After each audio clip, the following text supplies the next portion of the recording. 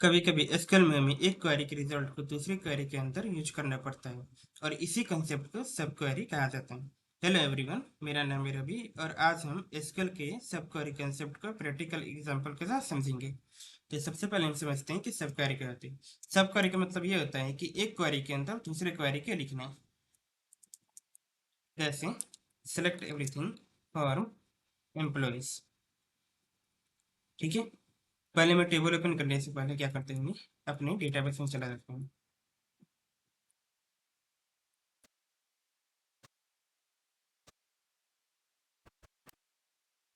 अब हमें क्या करना है, यहाँ पर ये रहा एम्प्लॉयज टेबल में हमें क्या करना है, इनका ये एवरेज सैलरी फाइंड करना है। तो हम यहाँ पर क्या करेंगे, सबसे पहले हम इस पे एवरेज में चल एक और टेबल क्या है, यहाँ पर मैं लिख दूंगा सेलेक्ट एंड यहाँ पर लिखता हूँ सैलरी। यहाँ पे सैलरी से पहले मैं राउंड लगा देता हूँ।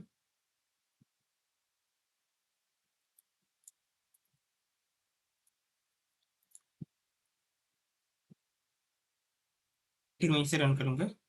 यहाँ पर क्या बता रहे, एरर बता रहे। हाँ,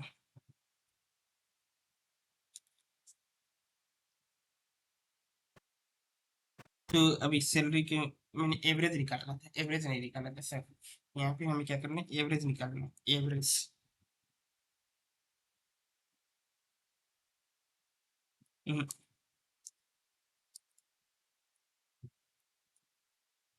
एवरेज निकालना है तो हम यहाँ पर क्या करेंगे, सबसे पहले एवरेज लिखेंगे। एवरेज के बाद हम इसे रन कर देंगे। अब देखते हैं कि सारा वाला देखने के लिए ये रहा हमारा एवरेज सैलरी। ठीक है, अब जैसे हम एवरेज सैलरी के क्या करूंगा मैं,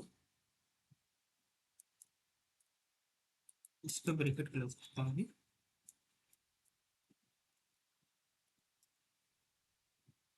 जैसे मैं इसे कट करके यहाँ पर ऐड करूंगा एंड यहाँ पर लिख दूंगा एवरेज सैलरी, एवरेज सैलरी। यहाँ पर क्या होगा, जितने भी इम्प्लॉयज की एवरेज सैलरी है इसी के सामने ये सब दिखाई देने लगेगा। यहाँ पर दिखाई दे रहा है 29,812 रुपये। जो भी है वो सारे को यहाँ पर दिखाई देने लगेंगे। जैसे मैं इसे रन करके दिखा रहा हूँ, तो आप देख सकते हैं कि यहाँ पर जितना भी एवरेज सैलरी कैसे यहाँ पर दिखाई दे रहा है सब पे। अगर मैं कहूँ सेलेक्ट एवरीथिंग फॉर एम्प्लॉयज, ठीक है, मैं इसे रन करता हूँ। अब हमें फाइंड करना है, वैसे कस्टमर का फाइंड करना है जिनका एवरेज सैलरी नहीं सॉरी, जिनका जो सैलरी है वो उनके एवरेज सैलरी से ज़्यादा है। जिनका जिनका भी सैलरी, जिनका वैसे एम्प्लॉयज़ के फाइंड करना है जिनका एवरेज सैलरी उनकी सैलरी से ज़्यादा है। नहीं, गलत नहीं बोल रहा हूँ, से बार बार रिपीट करना पड़ रहा है। मेरे कहने का मतलब कि जिनका एवरेज सैलरी उनके सैलरी से कम हो, या जैसे मैं इनका एवरेज सैलरी जैसे मैं बता रही हूँ।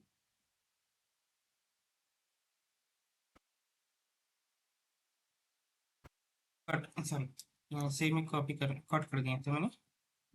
यहाँ पर मैं कंडीशन दूंगा, यार सैलरी ग्रेटर देन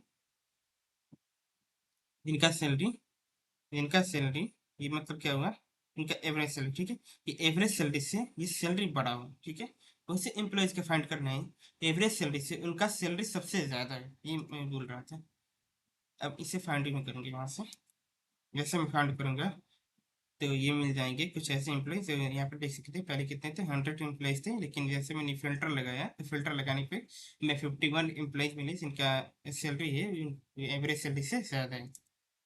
अब ये हमारे पास एक और देखते हैं, सेलेक्ट एवरीथिंग फॉर कस्टमर्स,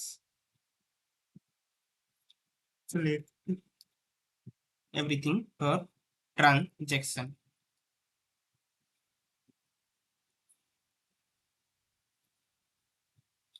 अब हम इसे रन करते हैं दोनों टेबल को।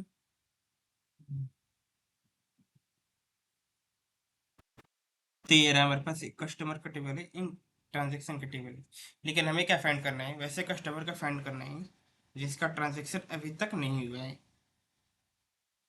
एक तरह से बोलना चाहिए हमारे फोन नंबर कस्टमर का फाइंड करना है कि ट्रांजेक्शन हुआ है कि नहीं चेक करने में। तो यहाँ पर हम क्या करेंगे, कस्टमर आईडी लिखेंगे,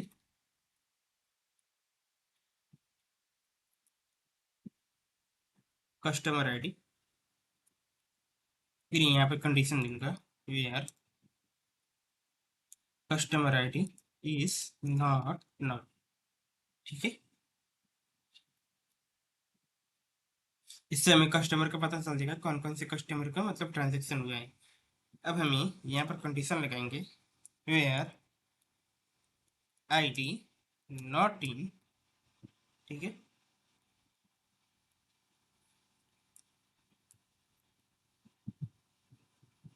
जैसे हम यहाँ पर नॉट इन लगाएंगे तो इससे हमें ये पता चलेगा कि इसमें से कौन ऐसे कस्टमर आईडी है इस कस्टमर आईडी से मैच नहीं कर रहे हैं। अब मैं इसे रन करता हूँ, तो हमें मिल गया 4 नंबर कस्टमर है जिसका ट्रांजैक्शन अभी तक नहीं हुआ है। सही, इसी के साथ हमारा सब कार्य खत्म हुआ। सो उम्मीद करता हूँ कि आप सभी के समझ में आएगा, और हम नेक्स्ट चैप्टर में बात करेंगे भेज के बारे में। So thanks for watching.